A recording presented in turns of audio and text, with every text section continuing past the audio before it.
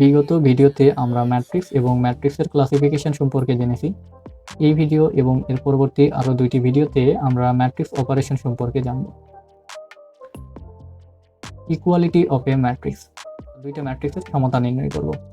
আমাদের দুইটা ম্যাট্রিক্সের সমতা নির্ণয়ের প্রথম শর্ত হচ্ছে দুইটা ম্যাট্রিক্সের অর্ডার সেম হতে হবে, এবং সেকেন্ড যে কন্ডিশন রয়েছে সেটা হচ্ছে অ্যানালগাস এলিমেন্টস আর সেম, অর্থাৎ অনুরূপ রাশিগুলো অনুরূপ এলিমেন্টগুলো আমাদের সমান হতে হবে।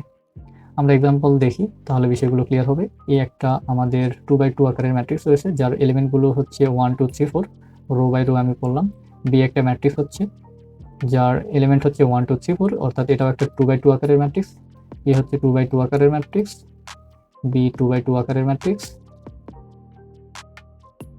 এবং সি হচ্ছে 2x3 আকারের ম্যাট্রিক্স, অর্থাৎ 1 2 6 3 4 7, অর্থাৎ আমি রো ওয়াইজ করলাম 1 2 6 3 4 7, তাহলে এটা হচ্ছে 2x3 আকারের ম্যাট্রিক্স।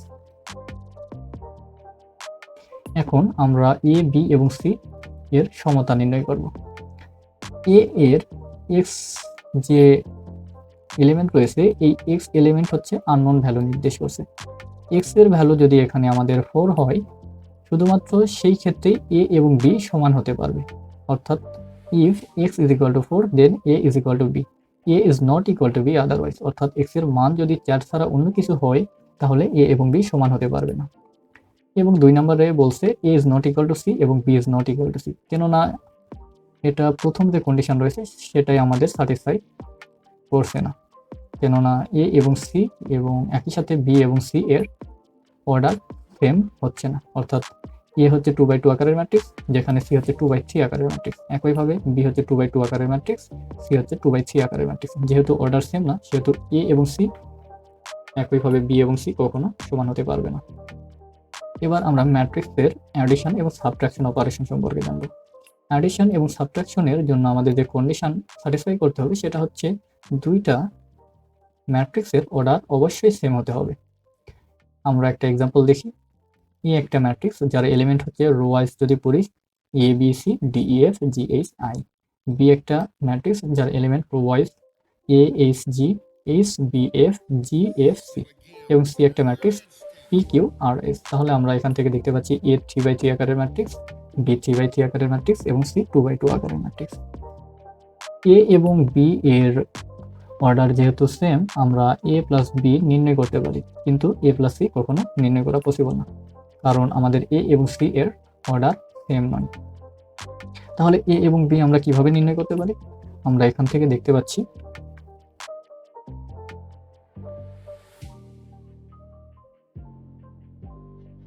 এই ভ্যালু এবং এই ভ্যালু আমরা এক জায়গায় অ্যাড করেছি।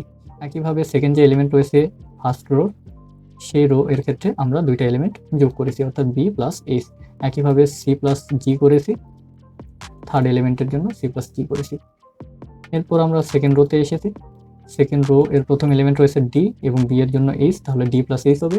ই এর জন্য ই এবং এখানে রয়েছে বি, তাহলে ই প্লাস বি হবে, এবং এটা হবে এ প্লাস এফ অর্থাৎ 2f।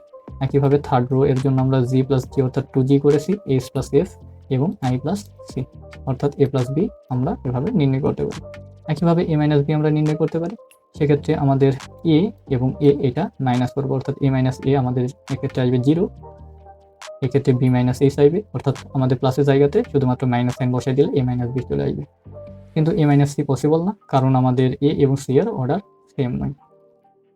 একইভাবে আমরা যদি বি আর সি এর কথা চিন্তা করি, তাহলে বি প্লাস সিও পসিবল না, বি মাইনাস সিও পসিবল না, কেননা বি এবং সি এর অর্ডার আমাদের ভিন্ন, অর্থাৎ আমাদের অভিন্ন অর্ডার এক্ষেত্রে পাচ্ছি না। ওকে, এই ভিডিও এত পর্যন্তই। নেক্সট ভিডিওতে আমরা ম্যাট্রিক্সের মাল্টিপ্লিকেশন সম্পর্কে দেখব। দেখা হচ্ছে নেক্সট ভিডিওতে।